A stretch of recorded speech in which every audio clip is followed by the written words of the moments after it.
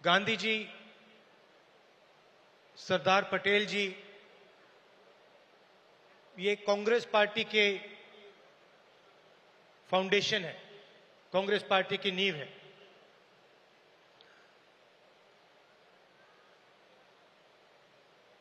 भाषण का मेरा एक प्लान था, मगर अजय लल्लू जी ने कुछ कह दिया तो अब मेरा प्लान डाइवर्ट हो गया है।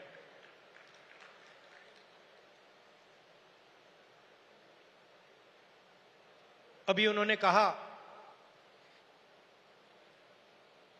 कि मैं पिछड़ों के लिए, दलितों के लिए, आदिवासियों के लिए, गरीब लोगों के लिए काम कर रहा हूं। वो सच है, मगर उन्होंने बात जोड़ी कि आने वाले समय में लोग मेरा नाम याद करेंगे, और जैसे ही ये शब्द उनके मुंह से निकले तो मुझे एक बात याद आई।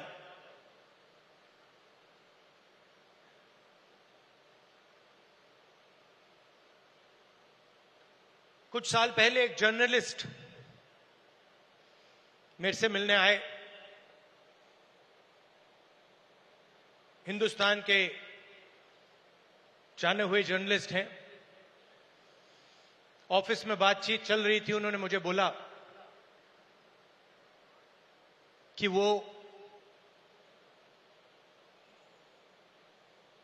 या मुशर्रफ जी या नवाज शरीफ के मित्र थे, और उन्होंने मुझे बताया कि उन्होंने नवाज शरीफ या मुशर्रफ जी से कहा था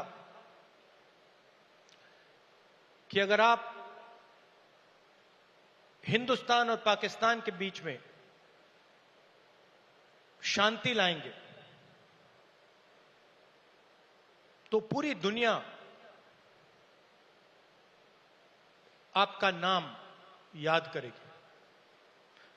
और उस टाइम जब जर्नलिस्ट ने कहा था, मुझे एक बात याद आई थी। जैसे ही उसके मुंह से ये शब्द निकले थे, मेरे दिमाग में यह बात उठी थी कि मैं छोटा सा बच्चा था, 7-8 साल का, और मैंने इंदिरा गांधी जी से यह सवाल पूछा कि दादी, मरने के बाद आपके बारे में लोगों को क्या कहना चाहिए, क्या सोचना चाहिए?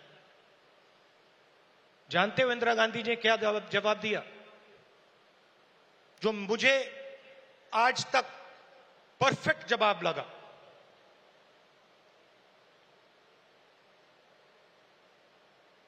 उन्होंने कहा, राहुल, मैं अपना काम करती हूं, मरने के बाद लोग मेरा क्या सोचें क्या ना सोचें, मुझे कोई फर्क नहीं पड़ता है। मुझे इंटरेस्ट अपने काम से है, और अगर पूरी दुनिया मेरे मरने के बाद मुझे भूल जाए, वो भी मेरे लिए मंजूर है, अगर मैंने अपना काम पूरा किया। तो यही मेरी सोच है। लोग क्या सोचेंगे क्या नहीं सोचेंगे, मुझे कोई फर्क नहीं पड़ता। सच्चाई क्या है और मुझे क्या करना है, वो मैं करना चाहता हूं। आप लोग हो सेना, बब्बर शेर। किसी ने कहा राहुल गांधी भारत जोड़ो यात्रा में चला। मैं आपसे सवाल पूछना चाहता हूं, क्या आपके बिना राहुल गांधी भारत जोड़ो यात्रा में चल सकता था क्या? तो आपको कहना चाहिए, हम सब चले भारत यात्रा में और राहुल गांधी हमारे साथ चला था। आपकी शक्ति है, आपकी विचारधारा की शक्ति हमारी विचारधारा की शक्ति है, और देश आपको चाहता है। देश तंग आ गया है। आप देखना, बिहार के चुनाव में देखना, महाराष्ट्र के लोगों से पूछिए, आपको बताएंगे बीजेपी ने महाराष्ट्र में चुनाव कैसे जीता है। वो आपको बता देंगे किस प्रकार से जीता है। इलेक्शन कमीशन से हमने वोटर लिस्ट, महाराष्ट्र की वोटर लिस्ट हम पूछ पूछ के थक गए। आज तक इलेक्शन कमीशन हमें महाराष्ट्र की वोटर लिस्ट नहीं दे पा रहा है। यह सच्चाई है। मगर आने वाले समय में यहां पे बदलाव आने वाला है। लोगों का मूड दिख रहा है। तो विचारधारा की लड़ाई है, आपकी विचारधारा है, गांधी जी की विचारधारा है। क्या फर्क है इसमें और आरएसएस की विचारधारा में? सबसे पहले ये कॉन्स्टिट्यूशन जो है ये हमारी विचारधारा है।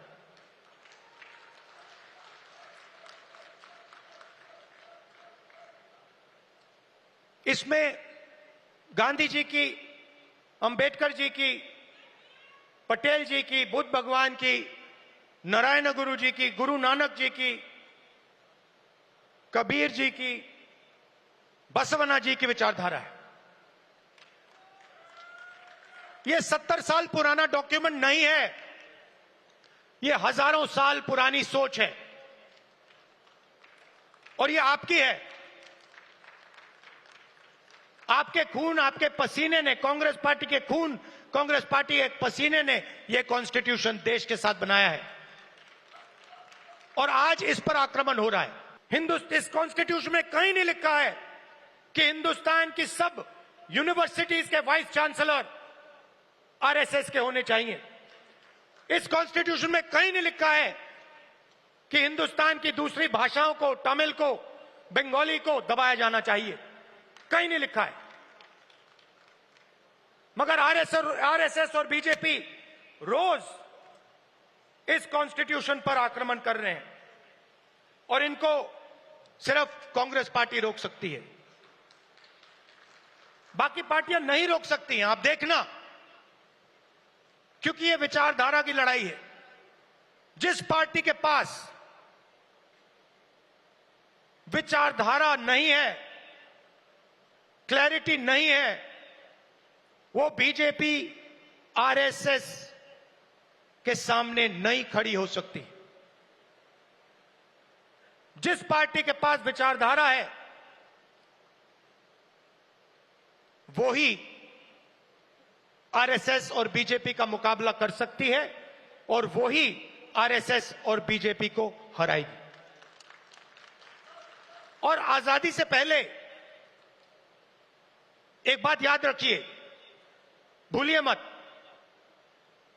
आजादी में हम सिर्फ अंग्रेजों से नहीं लड़े थे।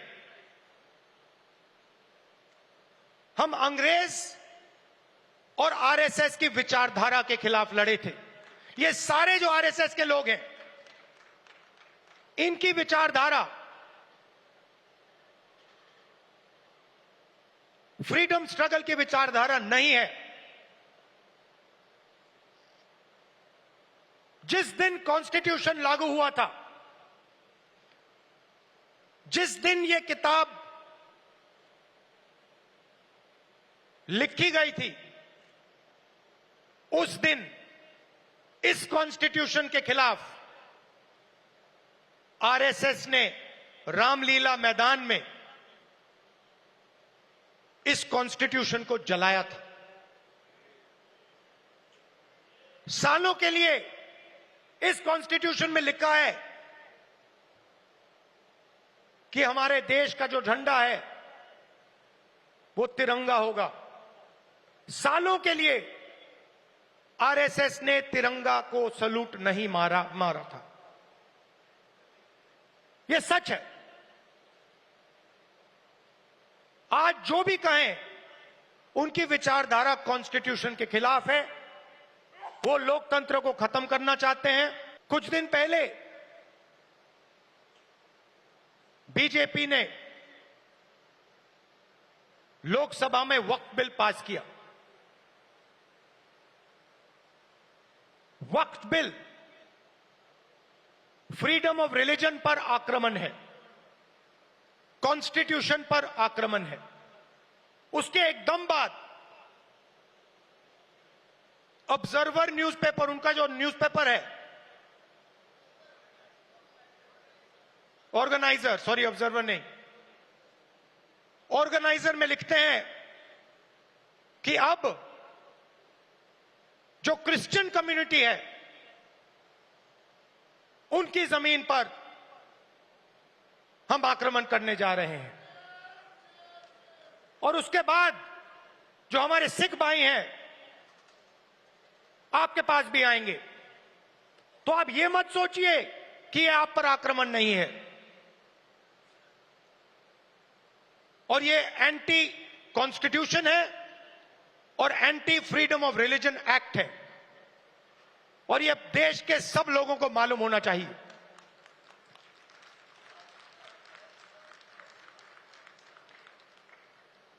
तो हम चाहते हैं कि हर कम्युनिटी, हर धर्म, हर भाषा को इस देश में इज्जत मिले, रिस्पेक्ट मिले, जगह मिले। हम चाहते हैं कि यह देश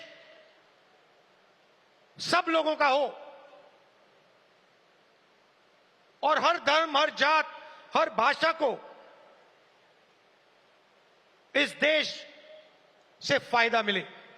यहां पीछे जूली जी हैं, कहां हैं आप? जूली जी कहां हैं? जूली जी टिकाराम जूली जी कहां है भाई? हाँ, जूली बुलाइए उनको।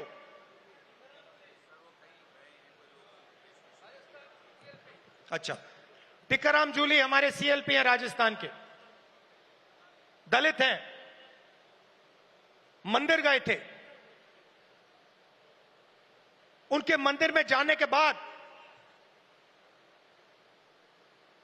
बीजेपी के नेताओं ने मंदिर को साफ करवाया, धुलवाया। और वो अपने आप को हिंदू कहते हैं। एक दलित व्यक्ति को मंदिर में जाने का अधिकार नहीं देते हैं और जब जाता है तो फिर मंदिर को धुलवाते हैं। ये हमारा धर्म नहीं है,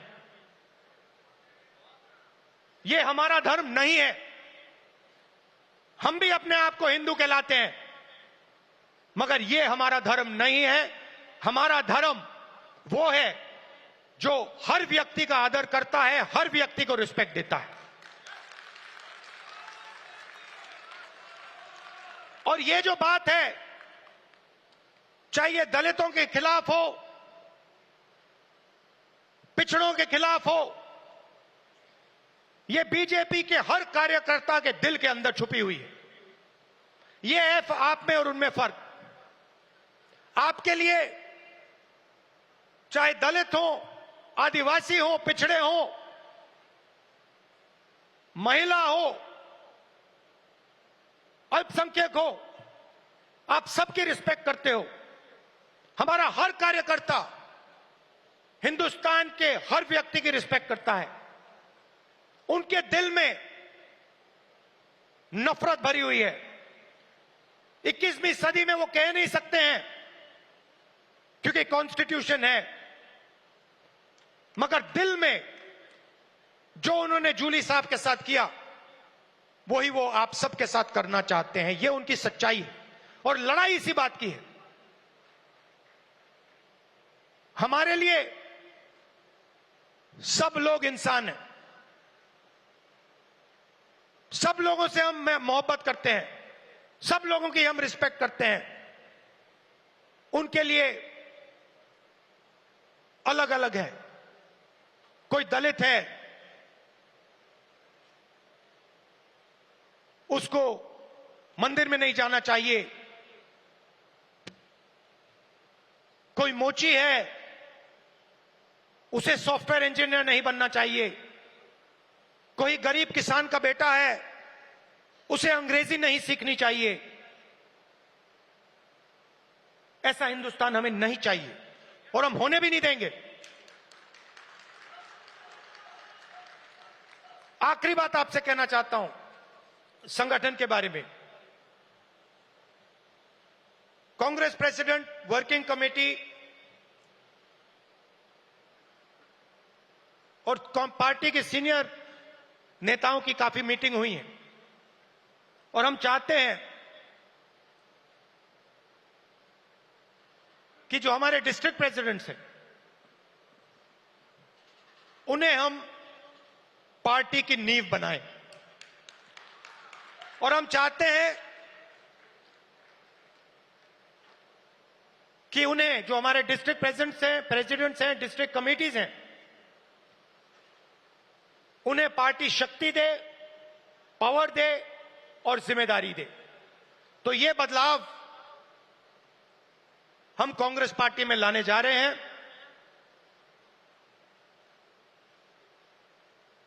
डिस्ट्रिक्ट कमेटी और डिस्ट्रिक्ट प्रेसिडेंट को हम पार्टी का फाउंडेशन बनाने जा रहे हैं।